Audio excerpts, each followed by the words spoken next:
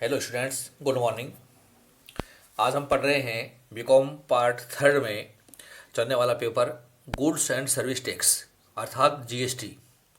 और उसमें आज मेरा थर्ड लेक्चर है कंपोजिशन स्कीम पर अर्थात सम्मिश्रण योजना का विकल्प।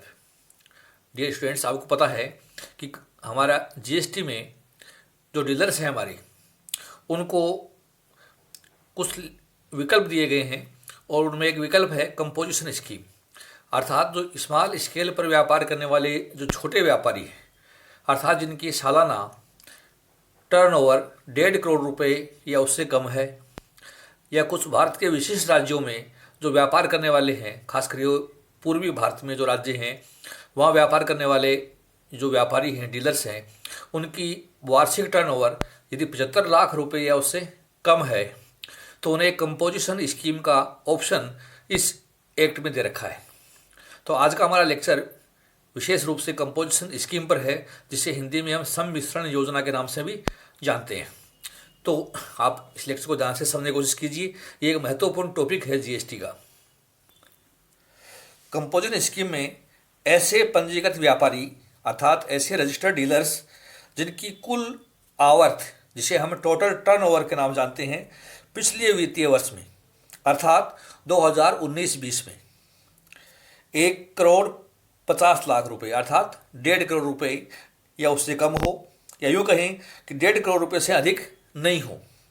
और विशिष्ट श्रेणी के 8 राज्य जो इस प्रकार से हैं: अरुणाचल प्रदेश, मणिपुर, मेघालय, मिजोरम, नागालैंड, त्रिपुरा, सिक्किम और उत्तराखंड।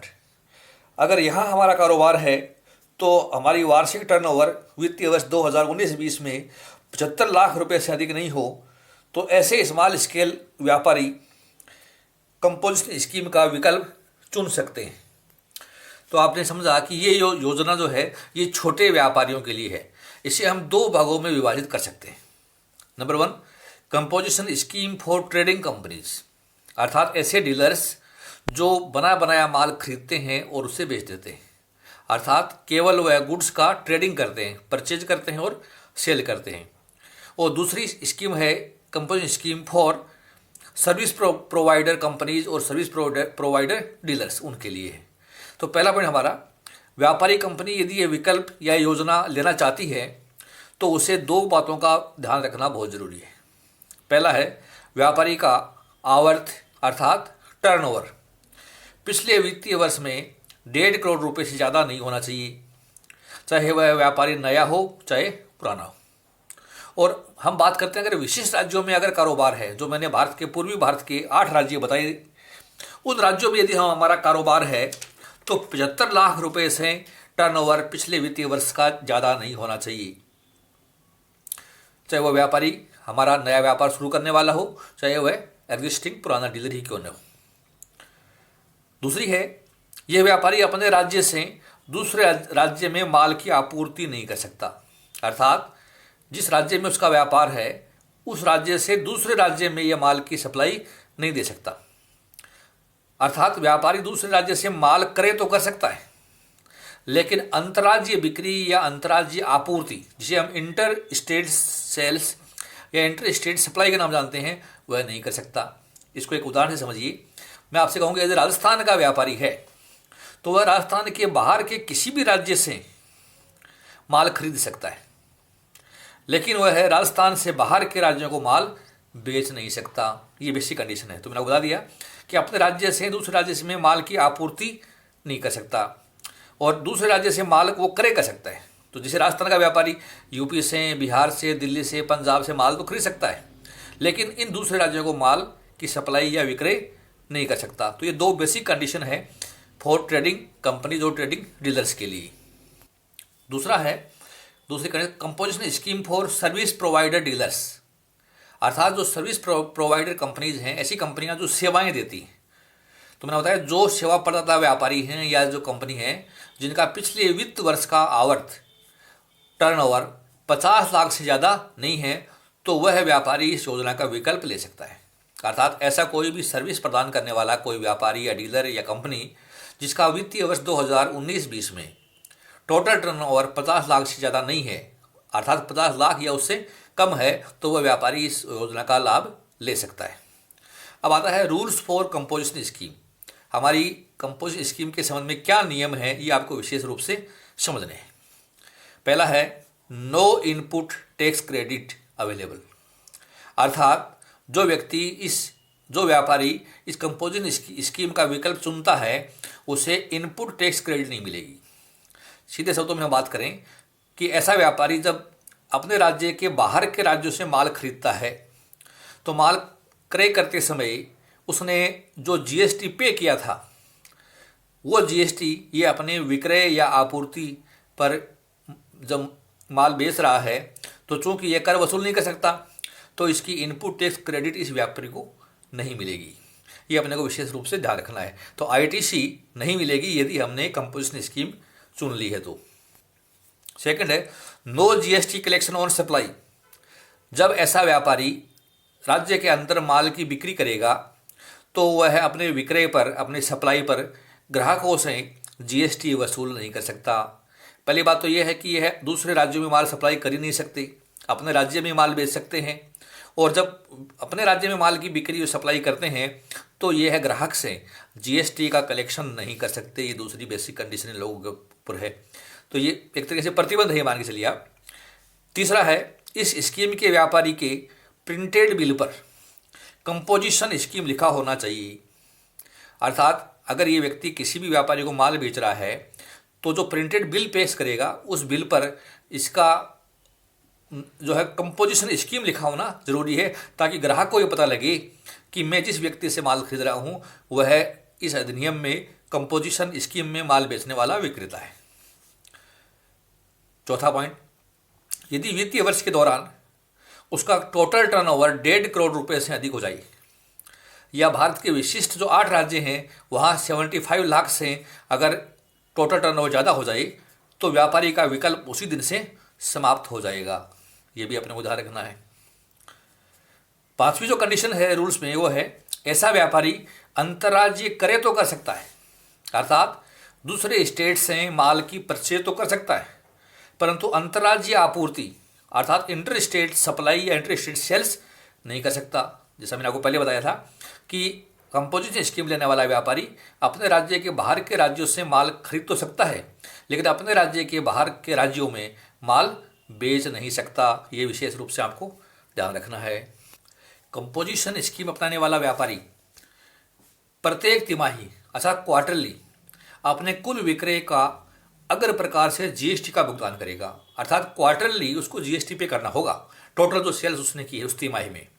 फॉर ट्रेडिंग कंपनी और ट्रेडिंग डीलर्स, अर्थात ऐसा व्यापारी जो व्यापार करता है, बना बनाया माल खरीदता है और बना बनाया माल बेचता है, अर्थात वो निर्माण नहीं करता, तो अपनी क्वार्टरली सेल्स का कुल 1% जीएसटी उसको भुगतान करना होगा, जिसमें आधा % एसजीएसटी है और आधा % सीजीएसटी होगा। फॉर सर्विस प्रोवाइडर डीलर्स, अर्थात सेवा प्रदान करने वाले जो डीलर्स हैं वो अपनी तिमाही की कुल आपूर्ति का 6% जीएसटी भुगतान करेंगे, जिसमें 3% एसजीएसटी होगा और 3% सीजीएसटी होगा। फॉर रेस्टोरेंट्स, अर्थात जो रेस्टोरेंट हैं, होटल्स हैं, अपनी तिमाही की कुल आपूर्ति का 5% जीएसटी, जिसमें 2.5% एसजीएसटी और 2.5% सीजीएसटी। यहाँ विद्यार्थियों एसजीएसटी का मतलब state goods and service tax और सीजीएसटी का मतलब central goods and service tax, अर्थात दोनों की रेट जो टोटल टैक्स रेट है उसकी 50-50 होती है। फॉर मैन्युफैक्चरर्स कंपनीज, अर्थात निर्माण करने वाले जो व्यापारी डीलर हैं, कंपनियां हैं, उनके लिए अपने कुल तिमाही का 1% जीएसटी भुगतान करना होता है, जिसमें 0.5% एसजीएसटी और 0.5% सीजीएसटी होता है। तो आपने देखा कि ये ऐसे व्यक्ति हैं कंपोजिशन स्कीम वाले, माल खरीदते समय भी इनको टैक्स का भुगतान करना पड़ा, और माल जब बेचते हैं तो ग्राहक से एक टैक्स ले नहीं सकते, और अपनी तिमाही जो सेल्स होगी उसके ऊपर इनको जीएसटी का भुगतान भी करना होगा। तो ये बात भी आपको विशेष रूप से ध्यान रख लेनी है। मैं यहाँ बता दूँ आपको, विशिष्ट श्रेणी के जो 8 राज्य हैं वो मैंने यहाँ लिख भी दिए हैं, अगर आप दोबारा पढ़ना चाहें। अरुणाचल प्रदेश, मणिपुर, मेघालय, मिजोरम, नागालैंड, त्रिपुरा, सिक्किम और उत्तराखंड। उत्तराखंड जरूर उत्तर में है, बाकी भारत के 7 पूर्वी राज्य हैं। में कुल आवर्त पिछले वित्त वर्ष में 75 लाख रुपए होने तक कंपोजिशन स्कीम का विकल्प लिया जा सकता है, और 75 लाख से अधिक हो गया तो कंपोजिशन स्कीम नहीं मिलेगी। ये अपने को ध्यान रखना है। अगली जो रूल है, जो व्यापारी कंपोजिट स्कीम लेता है, ऐसे व्यापारी को प्रत्येक क्वार्टर में CMP 08 GST रिटर्न और वर्ष में एक बार GSTR 9A फाइल करना अनिवार्य है। और नेक्स्ट है, इस योजना में व्यापारी को प्रत्येक बिल का हिसाब सरकार को नहीं देना होता। ये ध्यान रखना है कि प्रत्येक बिल का हिसाब हमें अलग अलग नहीं देना है, बल्कि क्वार्टरली जो हमने टर्नओवर है उस पर टैक्स का भुगतान करना होता है। अब आता है नॉर्मल स्कीम, अर्थात ऐसे व्यापारी जिन्होंने कंपोजिशन स्कीम का उपयोग नहीं किया, या दूसरे शब्दों में हम ये कहें कि जिनका टर्नओवर एनुअली 1.5 करोड़ से ज़्यादा है, या विशेष राज्यों में टर्नओवर 75 लाख रुपए से ज़्यादा है, उनको हम नॉर्मल स्कीम के व्यापारी और ट्रेडर मान के चलते हैं।